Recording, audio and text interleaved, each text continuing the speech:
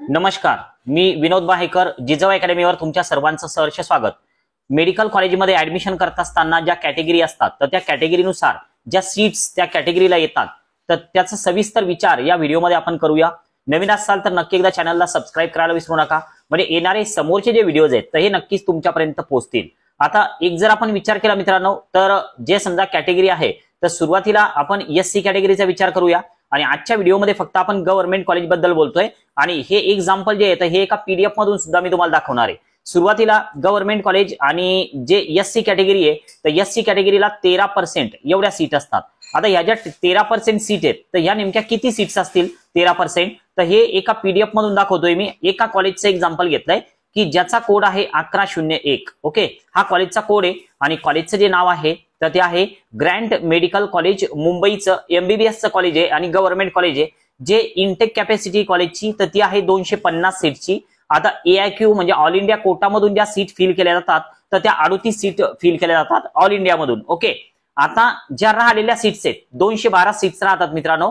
आता या 212 पैकी गव्हर्नमेंट ऑफ इंडियासाठी 2 सीट जातात, हे दिसतं तुम्हाला, म्हणजे 210 सीट राहिल्या आणि या 210 सीट पैकी ज्या एससी कॅटेगरीच्या सीट्स आहेत 210 पैकी, तर त्याचं जे काय समजा जे वाटप आहे तर ते नेमकं कसं होणार आहे, तर एससी मध्ये वुमन कोटा, त्यानंतर ऑर्फन, त्यानंतर पीडब्ल्यूडी, तर हे सगळं तुम्हाला दिसतं। आणि एससी मध्ये ज्या टोटल सीट बनवून राहिल्या तर त्या बघू शकता तुम्ही पण, या वरच्या 17 आणि या खालच्या ज्या आहेत तर त्या 10 आहेत।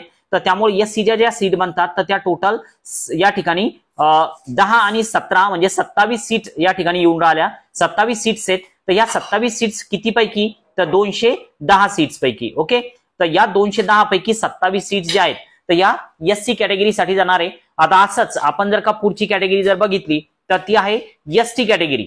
आता हे जे तुम्हाला दिसतंय तर ही एसटी कॅटेगरी आहे आणि एसटी कॅटेगरीसाठी टोटल सीटच्या 7% सीट जातात। म्हणजे जर समजा एखाद्या कॉलेजमध्ये जर का 100 सीट असतील तर या 100 सीट पैकी ऑल इंडियामध्ये 15 सीट जातील, म्हणजे राहिल्या किती 85, आणि 85 चे 7% जेवढे बनतात तर तेवढं सीट्स जे आहे तर त्या सीट्स बनतात एसटी कॅटेगरीसाठी।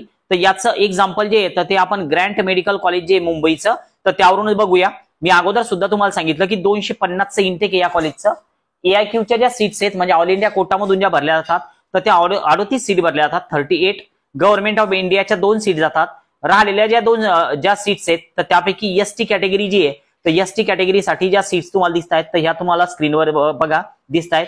तर ह्या 9, 5, 14 आणि ही एक सीट, म्हणजे या टोटल ज्या सीट्स आहेत तर या 15 सीट ज्या आहेत तर ह्या एसटी कॅटेगरीसाठी गेल्या 210 पैकी। तर हे जे तर हे रिझर्वेशन जे झालं म्हणजे जे समजा जे सीटचं वाटप झालं कॅटेगरीनुसार तर ते 7% झालं। आता यानंतर आपण जे व्हिजे कॅटेगरी म्हणतो एनटीबी, एनटीसी, एनटीडी जे तर हे तुम्हाला दिसतंय की यामध्ये 3%, त्यानंतर 2.5%, त्यानंतर 3.5%, त्यानंतर 2%। ओके, एनटीडी साठी 2% असतं।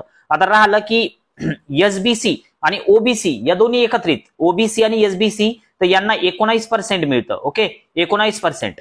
आता हे सुद्धा आपण एकदा या पीडीएफ मध्ये बघूया की या पीडीएफ मध्ये नेमकं आपल्याला काय काय दिलेलं दिसतं। ओके, आता जर आपण समजा हे पीडीएफ जर बघितलं 210चं जर डिस्ट्रीब्युशन बघितलं आपण तर बघा विजेच्या ज्या सीट्स आहेत तर त्या 6 सीट्स आहेत। एनटीच्या ज्या सीट्स आहेत एनटी बीच्या तर त्या 4 आणि 5 सीट्स आहे।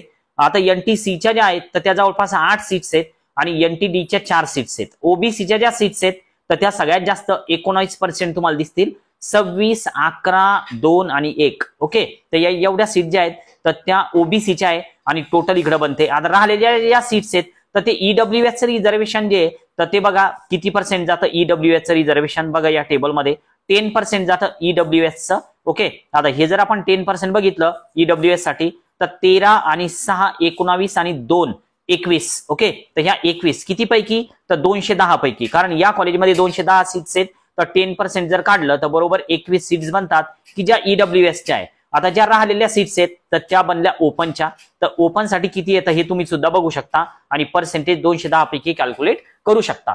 तर हे फक्त गव्हर्नमेंट कॉलेज बद्दल झालं। प्रायव्हेट कॉलेजचा क्रायटेरिया थोडा वेगळा असतो तर तो आपण एका वेगळ्या व्हिडिओमध्ये डिस्कस करूया।